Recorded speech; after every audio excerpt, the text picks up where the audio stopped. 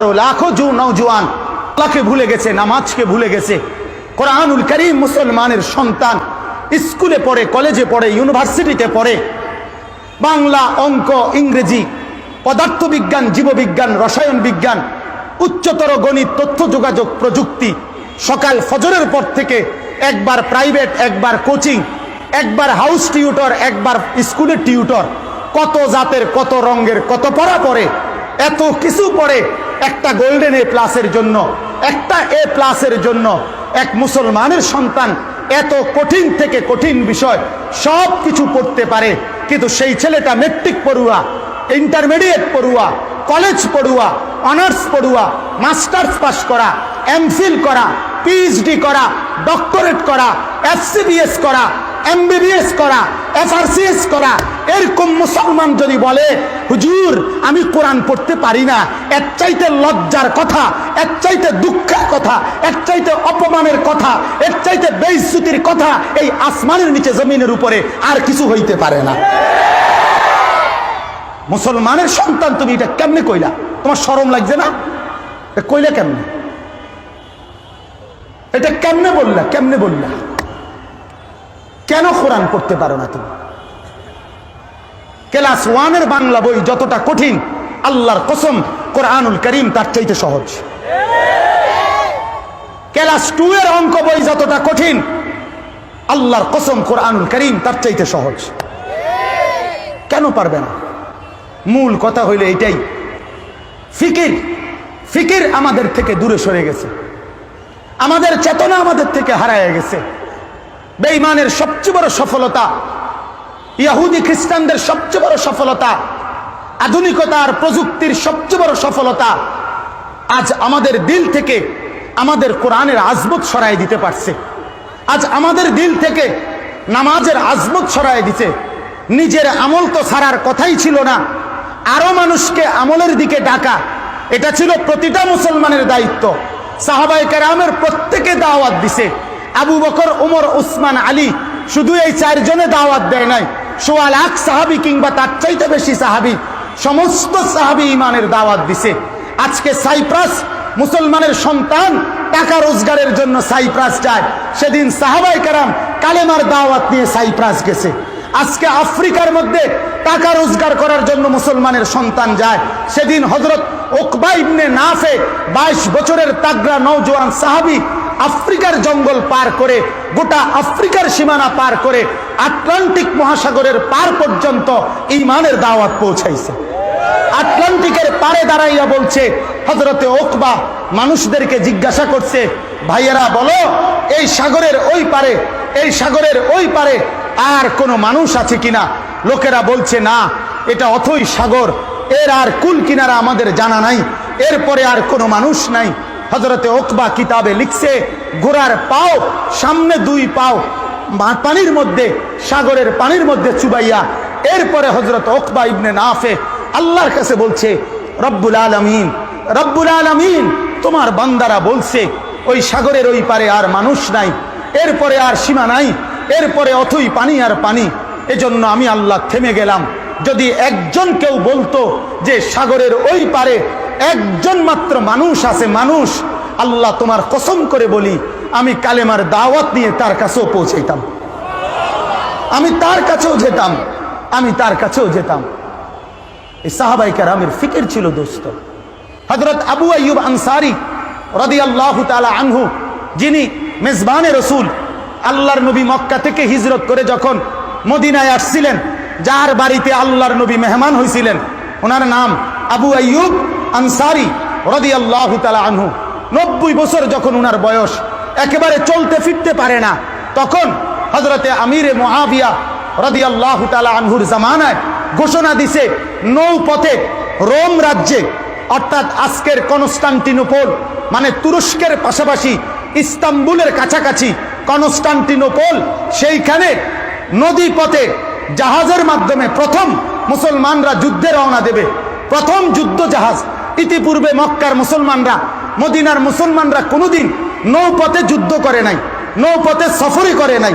সেই পথে যখন ঘোষণা দিছে, তখন এই 90 বছরের বৃদ্ধ সাহাবী আবু আইয়ুব আনসারী রাদিয়াল্লাহু তাআলা আনহু উনিও ওই যুদ্ধ জাহাজে যুদ্ধের ময়দানে আল্লাহর দ্বীন প্রচারের উদ্দেশ্যে এই বৃদ্ধ মানুষটাও জাহাজের মধ্যে উঠে রওনা দিছে। পথিমধ্যে জাহাজে উনি অসুস্থ হয়ে গেছে, একবারে মুমূর্ষ। কিতাবে লিখছে আবু আইয়ুব আনসারী তখন চোখের পানি ফেলে ওনার সাথীদেরকে বলছে, এই দোস্তরা আমার, আমি যদি এই পথে মারা যাই, আমি যদি সীমানায় পৌঁছতে না পারি, জাহাজেই যদি আমার মৃত্যু হয়, তোমাদের কাছে দোহাই, আমার লাশ তোমরা পিছনে পাঠাইও না, আমার লাশ তোমরা সাগরে ফেলে দিও না, আমার লাশকে সাথে নিয়ে তোমরা কনস্টান্টিনোপল কুস্তুনতুনিয়ার পারে যাবা, আমার লাশকেও তোমাদের সাথে নিয়ে যাবা এবং আমার লাশ সেই রোম রাজত্বের সীমানায় সেখানে নিয়ে দাফন করবা। আল্লাহর নবীর এই সাহাবী ঠিক এই জাহাজের মধ্যে ইন্তেকাল করছে, শাহাদাত বরণ করছে এবং উনার লাশ সেই কনস্টান্টিনোপলের মধ্যেই সেখানে পারে নিয়া এরপরে সাহাবীরা অন্যরা উনার লাশ দাফন করছে। আজও উনার কবর সেখানে আছে। আমার দোস্ত, আমার বন্ধুরা, তাহলে এক মুসলিম জাতি, এক ইমানদার জাতি, এক মুসলিম সম্প্রদায়ের প্রতিটা মানুষের এটা দায়িত্ব ছিল যে দাওয়াত বৃহত্তর বিশ্ব মানবতাকে আল্লাহর দিকে ডাকা, আল্লাহর পথে ডাকা। শুধু মুসলমানকে না, মুসলমানকেও ডাকা চাই, বেনামাজিকেও ডাকা, বেহায়াকেও ডাকা, রোজাদার যে রোজা রাখে না, যে হজ করে না, হালাল খায় না, অন্যায় করে, বেহায়াপনা করে, তাকেও ডাকা আমাদের জিম্মাদারি।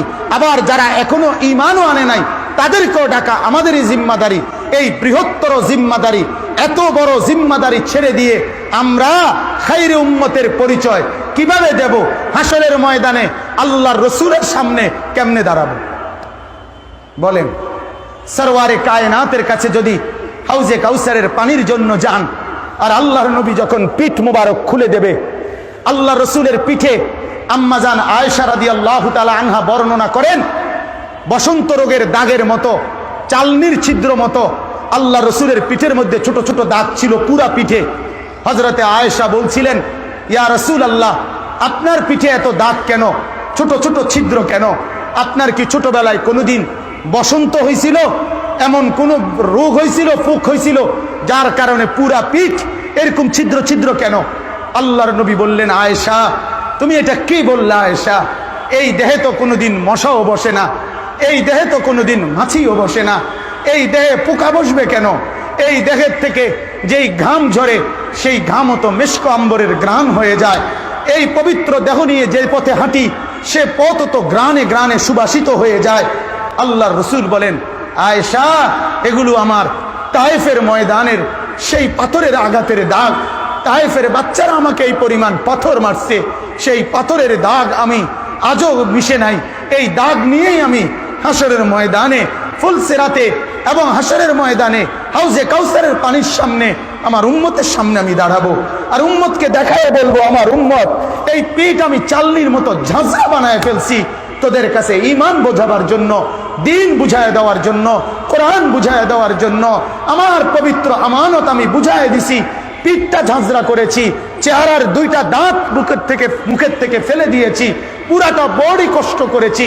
3টা মাস একটানা ঘরের মধ্যে কোনোদিন চুলা জ্বলে নাই, 14 দিন লাগাতার পেটে পাথর বাঁধছি। আমার বেলালের জুলুম দেখছি, আমার খাব্বাবের উপরে জুলুম সহ্য করেছি, আমার বদরের সাহাবীদের লাশ দেখছি, আমার উহুদে আমার চাচা আমির হামজার লাশ দেখছি, 70 সাহাবীর জানাজা আমি পড়াইছি, 14 সাহাবীর জানাজা আমি পড়াইছি, আমার চাচার রক্ত মাখা লাশ, ছিন্ন বিচ্ছিন্ন লাশ আমি জানাজা পড়াইছি। এত কষ্ট, এত ত্যাগ তিতিক্ষার বিনিময়ে যেই আমানত তোমাদের কাছে পৌঁছায় দিয়ে গেলাম, সেই আমানতের উত্তরাধিকারী মুসলমান তুমি শুধু তোমার বউ নিয়ে ঘুরবা, আর তুমি তোমার ছেলের জন্য আর মেয়ের জন্য শুধুমাত্র বাড়ি ঘর আর দালান বিল্ডিং এর ফিকির করবা, এতটুকুর জন্যই তুমি মুসলমান? বন্ধু আমার বলেন, এতটুকুর জন্যই তুমি মুসলমান? বলো ভাইয়া, ইনসাফের সাথে বলো, ইনসাফের। বসেন ভাইয়া, স্লোগানের দরকার নাই, ফিকির করেন দোস্ত, দিলের মধ্যে ফিকির করেন, ফিকির করেন, ফিকির করেন, নিজেদের জিম্মাদারি বুঝেন, নিজেদের অনুভূতি বুঝেন। অতএব আজ আমি আপনাদের কাছে এটাই বললাম, আমার সময় আর বেশি নাই, আমি আপনাদের কাছে এতটুকুই বললাম, দাওয়াত এই উম্মতের প্রতিটা সদস্যের জিম্মাদারি, ঠিক কিনা বলেন না কেন? নিজে ঈমান আমলের উপরে উঠা এবং ঈমান আমলের কথা আরেকজনকে পৌঁছায় দেওয়া প্রত্যেকটা মানুষের কাছে, এটা আমাদের জিম্মাদারি কিনা বলেন? এটা আমাদের শ্রেষ্ঠত্বের ভিত্তি, এটা আমাদের আল্লাহ প্রদত্ত জিম্মাদারি, এটা আমাদের নবুয়তের পক্ষ থেকে জিম্মাদারি। অতএব এর জন্য গুরুত্ব দেওয়া, এর জন্য ফিকির করা আমাদের উচিত কিনা বলেন? এবার শেষ কথা হইল, একটা জিনিস শুধুমাত্র, আমাদের এই অনুভূতি যদি চাঙ্গা রাখতে হয়, দাওয়াতের এই অনুভূতি যদি আমাদের দিলের মধ্যে সর্বদা জাগরুক রাখতে হয়, আর আল্লাহর যত হুকুমের কথা পৌঁছাবেন, আল্লাহর যত নিষেধের কথা পৌঁছাবেন, শরীয়তের বিধান কোনটা, কোনটা হালাল আর কোনটা হারাম, কোনটা বলবেন করতে আর কোনটা বলবেন না করতে, কোনটা বৈধ আর কোনটা অবৈধ, কোনটা জায়েজ আর কোনটা না জায়েজ, কোনটা করা যাবে আর কোনটা করা যাবে না, এইটা বুঝা নিয়েই তো কইবেন নাকি? কথা বলেন না কেন? এটা না বুঝা কেমন শুধু কথা কইলে হইবনি? কথা বলেন না কেন? এটা বুঝে নিতে হবে কিনা?